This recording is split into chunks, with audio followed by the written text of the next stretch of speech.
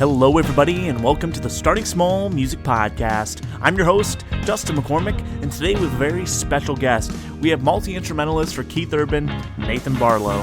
From fronting the pop rock band Luna Halo in the early 2000s to having songs recorded by Taylor Swift, Steven Tyler, and Keith Urban, Nathan has seen so many different aspects of the industry, and I can't wait for you guys to hear this episode. I hope you guys enjoy, and we'll see you at the end. Hello, everybody, and welcome to the Starting Small Music Podcast. Today we have Nathan Barlowe, multi-instrumentalist for Keith Urban. Nathan, how you doing today? I'm doing good. How about yourself? I'm doing real good. So getting right into your story, where did you grow up and how did you first get introduced to music? I was born in North Carolina, and shortly after that lived in Dallas, Texas for 5 or 6 years. And then we moved to Virginia. So most of my, years were in Virginia, in Lynchburg. And my family played music from the time I was a baby. So I was singing harmonies by the time I was 5. Wow. So that's how I grew up in the church. My dad was a preacher, so that's how it started. Did you play in the worship band growing up then, I assume? Yeah, I did. Yeah, I started on drums, and then as I got older, moved to guitar. Nice. So in high school, did you have any bands in your local area, or were you mostly just playing in church at that time? I started my own band. I think the first band was called Joy Expression or something like that. And it was pretty much just me and this other kid. And so, I was always trying to do like the alternative rock thing. Just really loved that. So. Gotcha. So out of high school, did you go to college or did you go right into forming your first band, Reality Check? So I went to a college in my town called Liberty University, and I lasted one semester or maybe half a semester. And I just always knew what I wanted to do since I was a kid. So like, I just basically told my parents, I'm wasting your money here. So, Right. I just left and started a band, and I met some guys there, which eventually became Reality Check. What did those first few years on the road look like for you? Rough. None of us had any money, broke college students. So getting gigs didn't seem that hard back then, but getting to the gigs was really hard. So, there were no cell phones. I don't even think you could look up directions on a computer. We'd have to like get the Atlas map out and MapQuest it. how old I am. Yeah. And so sometimes we'd be in 2 separate cars and you've lost each other. And, one time I remember my car got there 2 hours before the other car, and then you're worried something happened, and then the show's about to start and you haven't sound checked. And so it was always something like that. We rented a U-Haul box truck one time for an overnight trip, and 4 of us put sleeping bags in the back and the other 2 drove. And then every time they'd take a corner, we'd all slide to one side. Like, it's pretty wild times. Wow. So then out of Reality Check, you kind of transitioned a few of your members into Rock Luna, and you kind of made a transition from Christian contemporary into rock. What did that look like for you? And was that like your decision kind of to change genres? Yeah. So I started Luna Halo, and then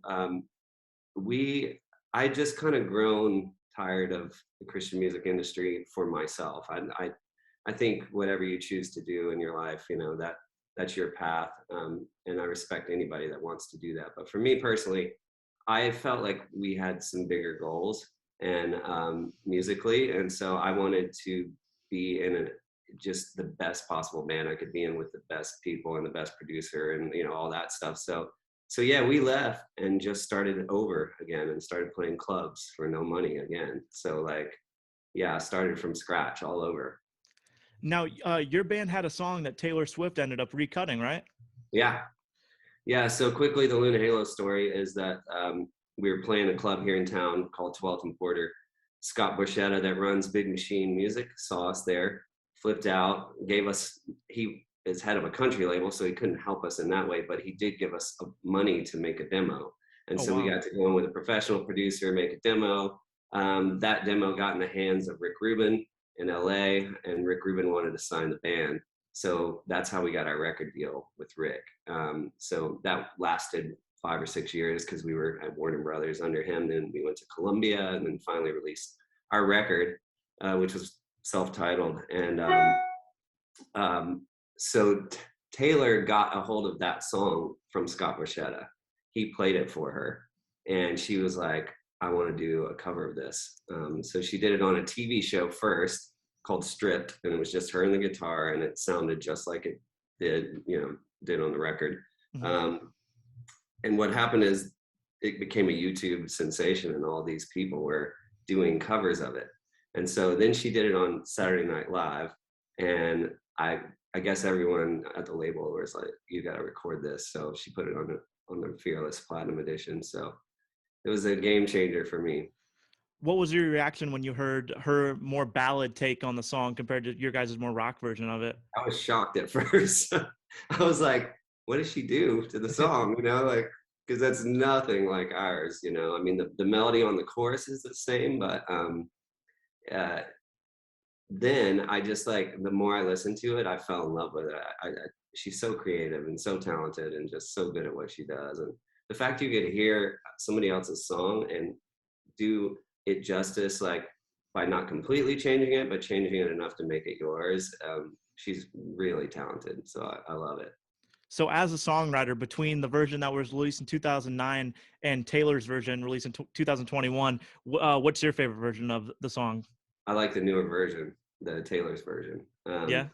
Yeah, the reason is it's a little more upbeat, meaning not really tempo wise, but just like there's the drums are louder. I don't even know I don't remember if there were drums on the first version, but like that one, the first version seemed a lot more mellow to me, and this seems like it has a little more, angst to it, which she's having to re-record all her records, so you can see why. Totally. Yeah, but yeah, I love this new version. So in 2016, you started playing for Keith Urban. How did you guys meet up?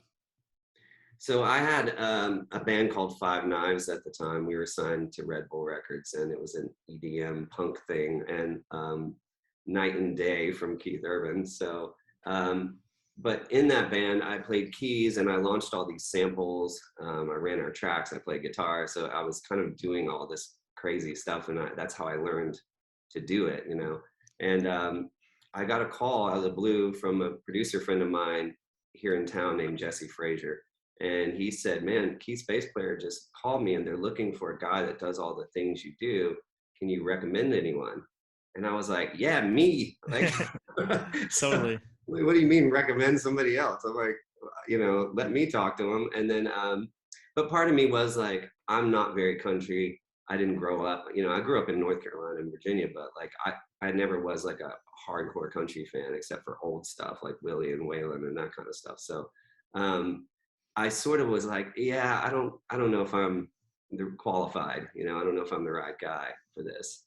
And so they basically said, just come out and watch a show with us and see what you think. And when I got there and I saw him perform and I saw 25,000 people going crazy and like just the stage presence he has, and for me watching them, I was like, oh, this is just a rock band. This is what I do. I know how to do this. Yeah. So I could see myself in the picture then fitting in, and he's such an entertainer and such a good writer and singer and guitar player. He's unbelievable. So I wanted to be in the band right when I saw that show. Totally. And I mean, I've heard so many people say that Keith's probably one of the nicest people in the industry. Would you agree to that as someone that works with him on the daily? So sweet and so kind to anyone that works for him and our families. Like he just treats everyone with respect, and he's the least diva rock star ever. He's awesome. So yeah. Wow. So you said you already were working on something in your band that kind of played samples and stuff. Is that what developed into your instrument that you made called the Phantom?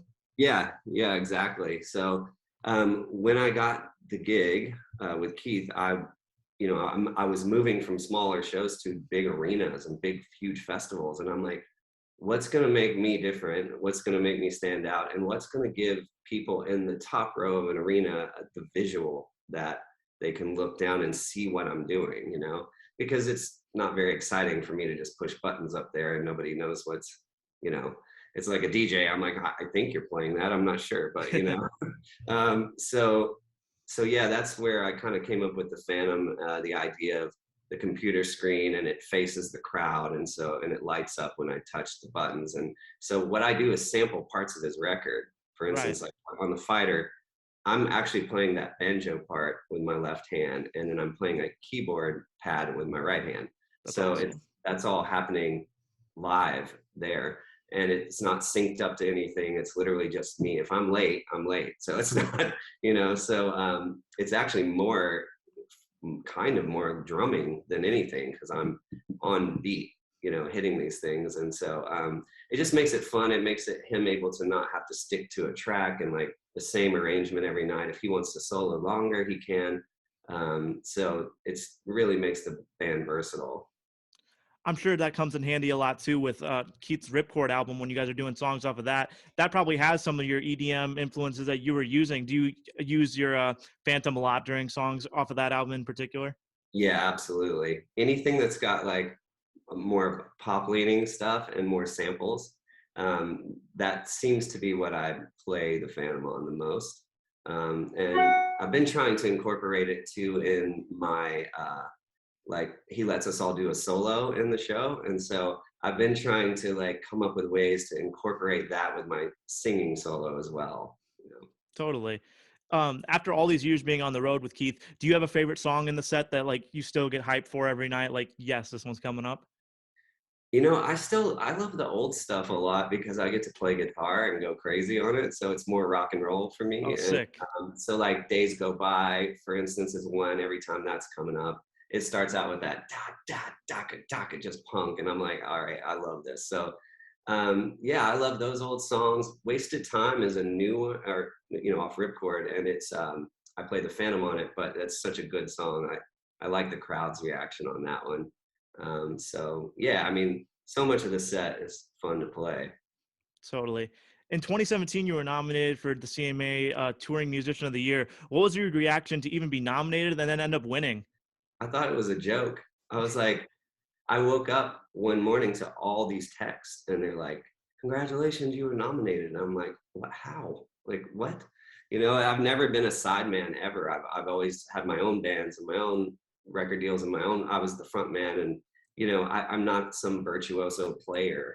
And I literally was like, "This can't be real," And so then they're like, "Are you going to the event?" And I'm like, "No." Like, it's like being nominated for a Grammy next to Beyonce. You're like, I'm not gonna go because, to go to lose, So they talked me into it, and I went, and I was sitting out there when the category came up, and they announced my name, and I nearly died. And my speech, I was so nervous. My voice was shaking. I was so nervous. Like, I can get up in front of 30,000 people, but I couldn't do that, in a small room.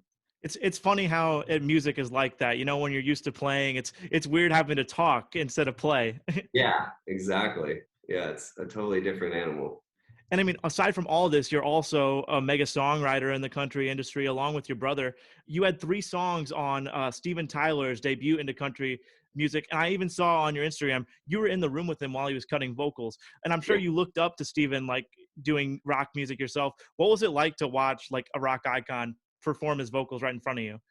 I mean, you talk about nervous. Like, I'm running Pro Tools, recording a legend standing next to me, and he's doing those little vocal things he does, that yeah stuff, and I'm like, oh my god, this is Steven Tyler. So yeah, I mean, first of all, we had sat in the room and written for several days in a row, so I had at least been around him enough to my nerves had calmed down some, but like it was tracking his because he moves really fast too, so like you know inevitably your computer does that little color wheel. It's like thinking and stalling, and I'm like, oh The ball god, of not death. now. Yeah, the color wheel of death. And so I'm like, dude, don't do this right now, But we got through it, and it was amazing. And I think the vocals I did actually, I sent them to T-Bone Burnett, and that made the record, I think so, on one of the songs. But Oh, wow. yeah, When you're engineering for someone like Steven Tyler, do you even interject and be like, I think you're a little early on that one, Steve, or you just kind of let him go? I do. You have to, but kind of very nicely and very like Mr. sparing. Tyler, sir? Yeah, I'll be like, dude, would you mind going give me 3 more takes, or do you feel okay? You need water? You good? Like, yeah, I'm a lot kinder, I think. That's so funny. So, Yeah. kind of to wrap up the interview, I always like to ask my guests what their advice is to the younger musicians who wants to be in your shoes in the next couple of years. Man, I would say the biggest thing is just sticking to it. Like, I've been dropped from 4 record deals. I've been dropped from 2 publishing deals. I've every time you think, oh, this is the one, we're gonna make it, we're gonna do, and then something hits you like a truck, and you're like, yeah, I thought that was it, or maybe I should do something else. I've thought that over and over and over. But I just am too stubborn and love music too much to stop. So I just kept putting in the time and the work and the hours.